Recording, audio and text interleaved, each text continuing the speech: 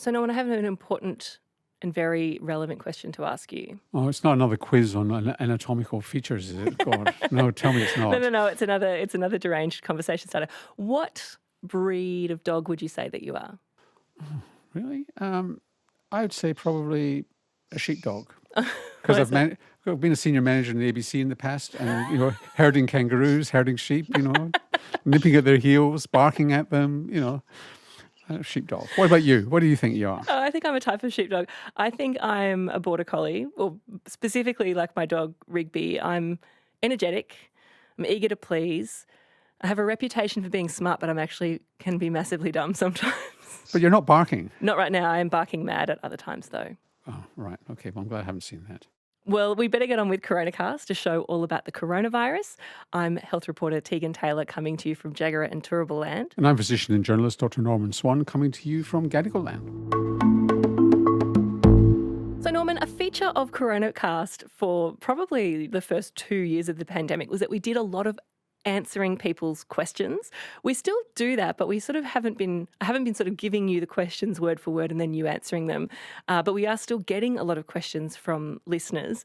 And I thought today we could revisit our roots and go back to answering some good old listener questions. What do you say? I think that's a great idea. And just to remind people, going back all those days to all those years to the beginning of the pandemic, between Coronacast starting in March 2020, and I think it was June or early July 2020, we got 200,000 questions. Yeah, big shout out to the team who waded through those questions and helped us corral the ones that were most relevant. And they're still doing it, actually. So here are some of the questions that people have been submitting to us recently. And the first of these questions I want to ask you, Norman, is actually also going back to Coronacast's roots, because it's a question about a topic that was really popular at the beginning of the pandemic, which was how Sweden was managing the pandemic. They took a slightly different route to the way other people did. And this listener's asking, how did they fare now compared to the rest of the world, given that they took quite a different tack at the beginning of the pandemic? Yeah, they didn't have compulsory lockdowns, but they did give advice about social distancing and keeping apart, which reportedly a significant section of the Swedish community did take notice of and were very careful about. But yeah, there were young people out and about and at bars and so on, and we covered that. So there's been a commission of inquiry in Sweden looking at the response to the pandemic. And they had quite a large number of excess deaths in the first year of the pandemic. But excess deaths have been lower than average, it's not clear why, in Sweden than in other countries around the world since then.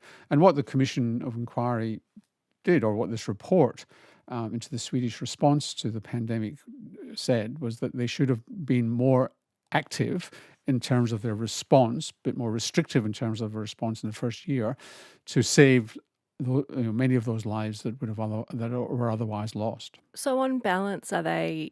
It feels really callous to be talking about this. We're talking about people who've died, but on balance, the number of excess deaths over that time, is it higher or lower than other comparable countries? If you take out the first year since then, since the pandemic, apparently, according to this report, the number of excess deaths are lower than other countries. That's really interesting. So did they do the wrong thing then in doing things a bit differently? Well, there are many thousands of Swedes who would otherwise be alive today if they had taken a more strict approach towards lockdown in the first year of the pandemic. Yeah. Why they've got a lower excess death, a lower excess mortality is not entirely clear. And another question from someone who, when I first saw this, I thought it was a kids these days sort of question. But when we dug a little deeper, we found that there could be something to it. So someone has written in saying, aside from the emotional, social and psychological impact of the pandemic on teenagers, is there any evidence on how the virus has affected brain function in young people who may have had it? This person teaches first-year university students and their colleagues, and they have noticed a really big difference in student capacity to take on new information. They are on their phones all the time. They're wondering if there's more to it than just societal malaise, and thinking maybe it could have something to do with the brain fog trait that we sort of have heard a lot about with long COVID. Well, there has been a review published of studies around the world, bringing together the studies from around the world into just this issue in a young person's population, usually up to about the age of 19 or 20 in this study. I think 19 is the top.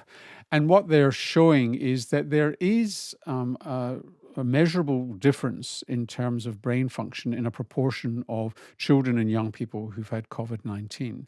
And the estimates vary. There are some estimates that it's as much as 17 or 18% of kids are getting measurable neurological symptoms, or neurological symptoms are the commonest symptoms that they're getting.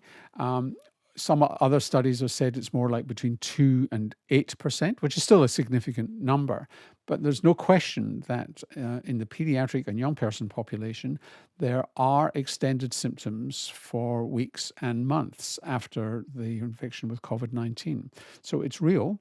And it's interesting that that people are noticing that in the educational environment. But there's not a lot of data on specifically the 20, 21, 22 age group, but quite a lot up to the age of 19. And we'll have a link to that study on the Coronacast website. So how long are these symptoms? You said days and weeks. So it's not necessarily a permanent thing, but it may be a thing where people are getting infected regularly. There's always going to be a proportion of the student population who is suffering from this at any one time. Yeah, that part is not that clear, just how long it's going on. And we've talked about long COVID before, and just the variable definitions and specificity of symptoms as well. But we're talking about kids who are getting this for months. For a lot of people, these symptoms do go away eventually, but they can be there for quite a considerable period of time. Look, I think that to take reassurance, you'd probably go down to the 2 to 8%, the low estimate here. That's probably the more reliable one because it tends to fit more with what they've noticed in adult populations rather than the 17 or 18% that some of the other studies have noticed. So perhaps some of it is the societal side of things, like because there has been such big shifts in how we deliver education and the sorts of lifestyles that young people have, but it could also be this physiological thing as well. Well, I have actually looked at this whole thing about screens and brains recently, and you just got to be a little bit careful about a moral panic over screens. Do you really think that for example, is it just the screen? So the fact that you've got a mobile phone and you're looking at a screen, well, does anybody really think that looking at a blank screen is going to change your brain? Well, no. Then it's a question of what you're looking at and how early in life you've started looking at these screens. And what the evidence shows is that if you're young, and I'm talking about earlier in childhood, and you look at screens with highly edited, short-framed videos. So, for example, where the video changes every second or so, that does do things to the brain which are not good in terms of neurological development. So, if you look at Sesame Street or Play School, there are very few edits there. The camera just sits on the one image, and it's this rapidly changing image that seems to be the problem, and may well just have changed the brains of a generation because of what they've watched on their screens rather than the fact they're on their phones all the time. And you can hear more about that on Norman's and my other podcast, which is called The Health Report. And if you want to ask more questions about coronavirus, you still can do it, not via our website, but by looking in the show notes for this episode. We'll put the link in there. Indeed. So we're talking about a different pandemic of mobile phones. Look, I can't say that I'm mad about that one. I really love my phone a lot. Me too. That's all we've got time for this week, but we'll see you again next week. See you then. Subscribe to listen to more free podcasts or download the ABC Listen app and stream ad-free.